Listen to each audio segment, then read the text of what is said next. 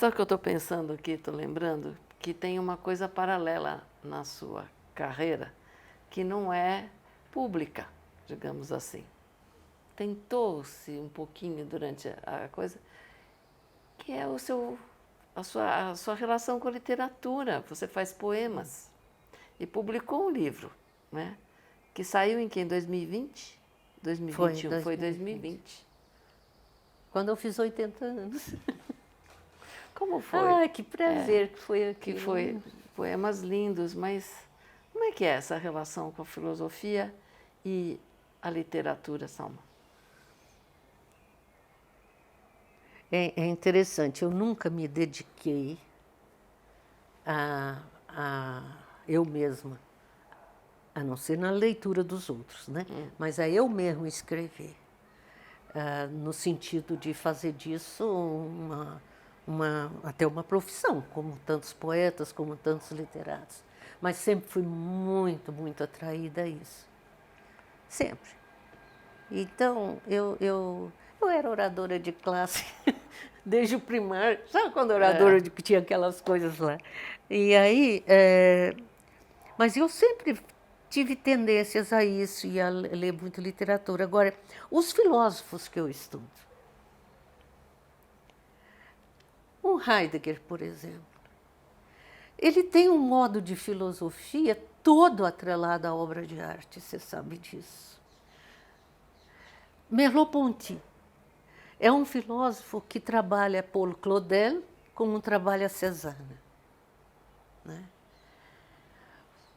Foucault. O estilo da escrita de Foucault é extremamente literário. É bonito, não é só consistente, né? Aliás, o Foucault tem um lado didático quando ele dá curso, quando ele faz uma conferência para não filósofos, né? Que é uma delícia, porque parece até que ele fica empobrecido a ele mesmo, né? Mas não é, é didático. Mas quando ele está fazendo um texto propriamente de reflexão, é literatura.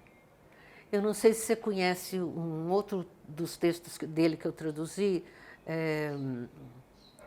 sobre utopia e sobre as heterotopias.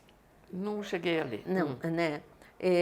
São dois textos curtos que foram publicados pela N-1. É pura literatura e, ao mesmo tempo, é filosofia. Tem um texto dele sobre, chama-se assim, A Vida dos Homens Infames. Infame não é, nesse caso, no sentido como nós conhecemos. Não, infame tem para ele ali o sentido daqueles que não têm fama, sem renome, sem importância. Dos homens que nunca seriam citados na história, não fosse o fato deles terem sido, por exemplo, aprisionados porque eram pequenos ladrões, porque eram prostitutas, porque eram homossexuais, porque eram padres pecaminosos, etc. Eles foram postos e registrados numa espécie de hospital geral, né? Negócio no século XVII, registro. com registro e tudo. E não era um local de tratamento médico, não, era para separar mesmo. É a cisão, assim como Descartes na filosofia, na mesma época. Separou a razão da desrazão, a sociedade, nas suas práticas sociais, separou os marginais e jogou tudo num local só. Em geral, esses locais tinham sido antes lugares de leprosários. Depois ficou sendo lugar para reunir essas pessoas. Reunia todo mundo, loucos. Tá? Não tinha essas diferenciações que nós temos hoje. Então, quando você lê A Vida dos Homens Infames, ele está comentando esses registros desse tipo de gente nesses hospitais gerais, chamava. E aí ele diz que é uma... A leitura da vida dessas pessoas, o resumo, são poemas, sabe? São biografias poemáticas. Mas aí ele descreve isso poematicamente. Poematicamente. Muito Né? bonito. Então, minha relação também é atravessada de filosofia. Aí, o que aconteceu em 2020, que nós tivemos a pandemia, primeiro ano da pandemia. Então, eu tive mais tempo e fui a uma pasta, eu tenho muitas pastas com coisas aí, com meus poemas. Da vida toda não, mas de um tempo. Peguei, juntei, separei, selecionei, sem me importar com cronologia. Perguntei não, o Cabral, que é o pintor desses quadros, que é um pintor muito bom, né? Ele se ofereceu para ilustrar. Aí pronto, eu fui muito estimulada, aí eu organizei, e o Cabral fez o resto, fez a arte. E aí saiu um livro chamado Vãos.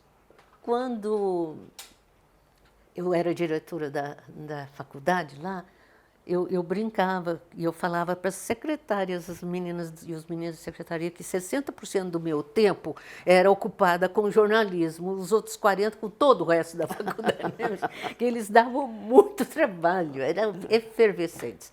Eles faziam mural com pichação, eles faziam varal de arte com poesias penduradas, essas coisas assim, né? E com pinturas, tá? Bom.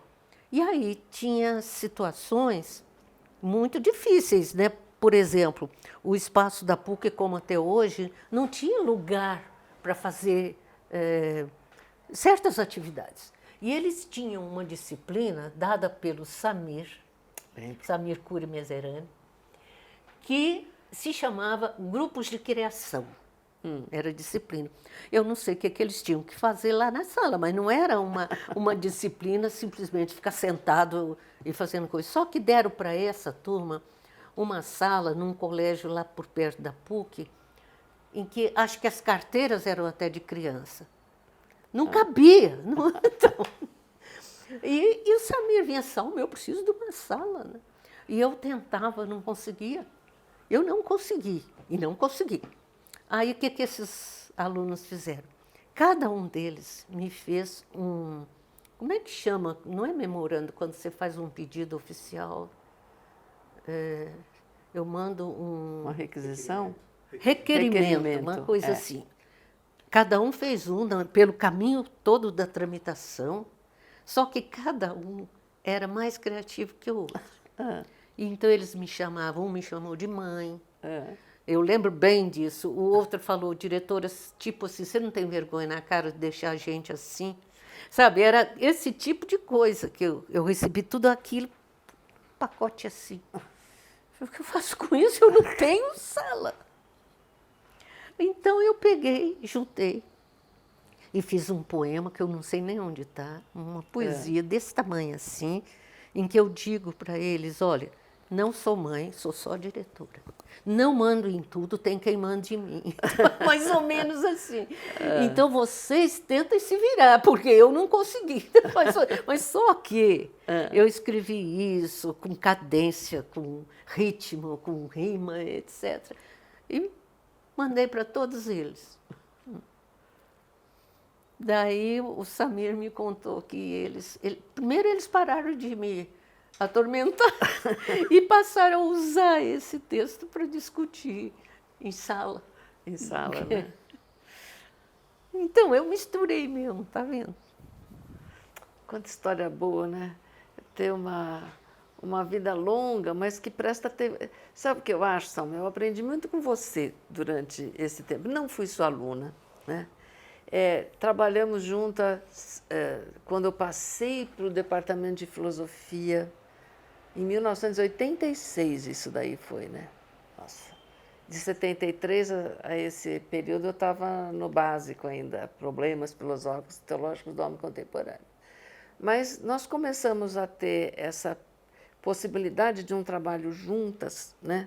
nesse período, talvez um pouquinho antes, porque nós fizemos algumas, participamos juntas de algumas campanhas para reitor, né, que já eram eleitos, não sei o quê, me lembro de coisas assim, né? Trabalhamos. Lucrécia, nós estávamos tentando defender a professora Lucrécia.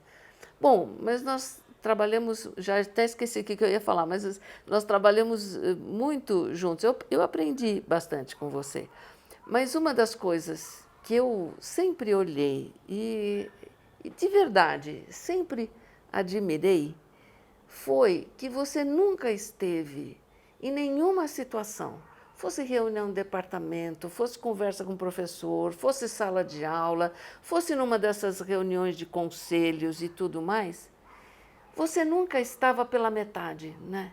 E nunca foi uma situação em que você jogasse. Você gosta de jogar, mas não mas ali. Jogo é o jogo é outra coisa. Não tinha jogo, né? Sempre foi assim, uma coisa de sinceridade e uma coisa assim que eu acho que sempre foi muito importante. O que era foco para você não era o que você queria. O que era foco para você era o que a instituição precisava. Eu acho que isso... Ai, quanta gente precisava ter aprendido isso com você, né? Mas assim, isso eu aprendi, né? Não porque você me ensinasse propositalmente, porque eu vi acontecer, né? E acho que isso toca, né? Porque tinha reflexão. Eu sei, porque depois nós desenvolvemos uma bela amizade. Foi. Não é? Até hoje nós somos muito amigas, né? E muito presentes na vida pessoal, uma da outra. Mas eu vi, e quantas vezes você ficava de madrugada pensando num argumento que você ia apresentar dentro, num conselho, num parecer que você viesse a fazer. Nunca fez assim, né? Distraída ou por acaso. Sempre era pensado e sempre era com um pleno de dignidade. Eu acho que isso a universidade, inclusive, reconhece muito em você. Quando as pessoas conversam, falam sobre você, isso é muito presente. A dignidade com que você exerceu cada um desses cargos e isso, essa visão, nunca com o que fosse conveniente para você, né? Era o que fosse importante e necessário para essa instituição, né? Então dá para ter muita história mesmo, mas era isso. Mas olha, deixa eu te falar uma coisa. Esse tipo de coisa que você está descrevendo, eu vivi muitas vezes e fui vista, eu sei, como ingênua. Sabe, ingenuidade política, ingenuidade do sei o quê. Por quê? Porque eu me recuso a fazer, sabe, artimanhas, jogos. Não faço mesmo. Aí, então, o que acontece? É frustrante, às vezes, muito. Mas também é tão gratificante, às vezes, a maioria das vezes é gratificante. Eu lembro que nós tivemos uma época, umas discussões internas no nosso departamento, e um professor usava um pouco esse tipo de coisa, que você sabe que se usa mesmo, né? E aí quiseram me convencer que eu tinha que fazer isso. E eu disse, se eu fizer isso, eu perco essa briga aí, porque eu não sei.